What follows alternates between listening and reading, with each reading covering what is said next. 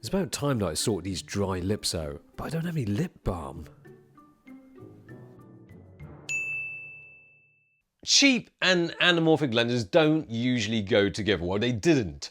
Now that anamorphic look is available for every man, woman and their filmmaking loving pets, and Sirui has become synonymous with that, probably because they've been busy beavering away, building a damn load of, smash that pun, anamorphics for all. Now, they've come up with this, the 75mm f1.8 Anamorphic.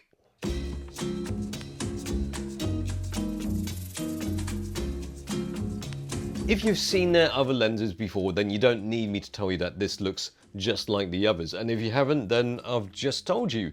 The weight and feel of this is good. It's made in China, but it's quite robust. It's solid, it's not brittle, it's not made of China. It feels great in the hands, weighs a solid 795 grams, and has a smooth focusing ring with a 186-degree focus throw for making those precise focus adjustments. The aperture, clickless.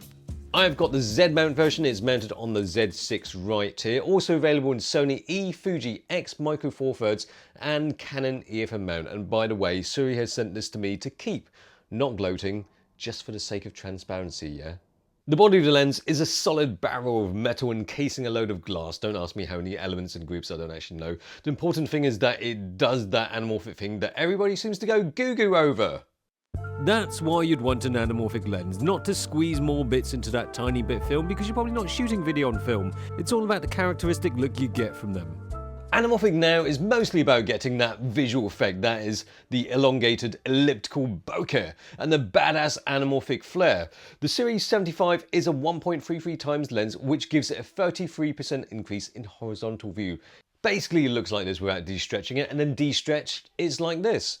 Then it's up to you what you want to do with the image. You could leave it as is, crop out the vignetting, which would give you more or less a 16:9 frame, or you could take a letterbox out of it for the anamorphic feel.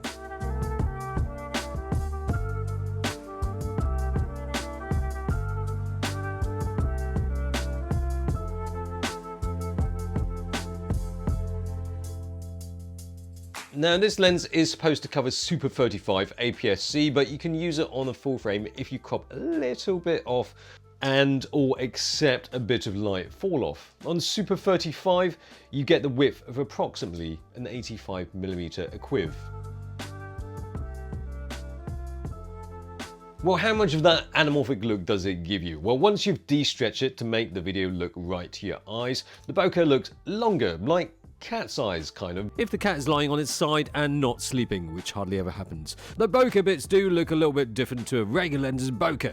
The difference is not huge, but it is there. It won't have the wildly anamorphic look that you see in some movies or ads. It's a 1.33 times lens, so you can't really expect the bokeh bits to be super stretched. One thing that Sirui managed to do with some of their other lenses is the close-ish focusing. Close-ish in that it's quite close from the anamorphic lens, and 1.2 meters for the 75mm is quite close, whether it's anamorphic or not. It just opens up the possibilities a bit, allowing you to frame something a little smaller in the frame without it looking absolutely tiny.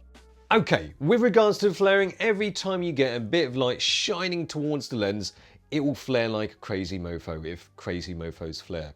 It is pretty wild, and if you're one for slipping in a bit of anamorphic flexing footage, it won't disappoint. Just don't overdo it. It's easy to do when the effect is so easy to come by. The 75mm focal length works out to be a good lens for people shots. It keeps things tidy, focused on the subject with a nice bit of subject isolation. The focal length, well, not everybody will appreciate a 75. It's not quite a 50 and not quite an 85 or 90, but that's why it's cool. It's a slightly tighter 50, so it doesn't take too much getting used to. The bokeh is mostly alright. You can get some noticeable lines on some of the tree bokeh, but otherwise you can get it to look quite delicious. Most of the time I was getting some nice gooey backgrounds that blend away, only on the odd occasion were those specular highlights in the trees proving problematic. Sharpness wise, wide open, it doesn't go for the modern lens kind of super sharp look. Anything else? Well, focus breathing is quite low. I didn't see any nasty colour fringing, purple gunkiness, so it's quite well corrected. It's just a solid looking lens that offers plenty of that anamorphic feel, and it's a great lens to use for video peeps that want to crop in a bit tighter on their subject. And well, there's nothing stopping you from taking still photos with it too. Okay, so I've been sponsored to mention that this is $699 for early birds on their Indiegogo startup page. Links down there in the description, down there. So if you want to get your hands on one, give it a click. There's a lot of earlier birds that have already ordered one.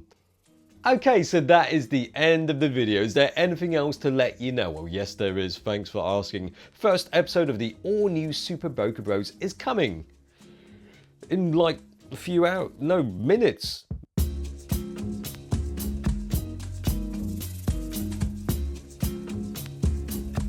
And subscribe. What's the worst that could happen?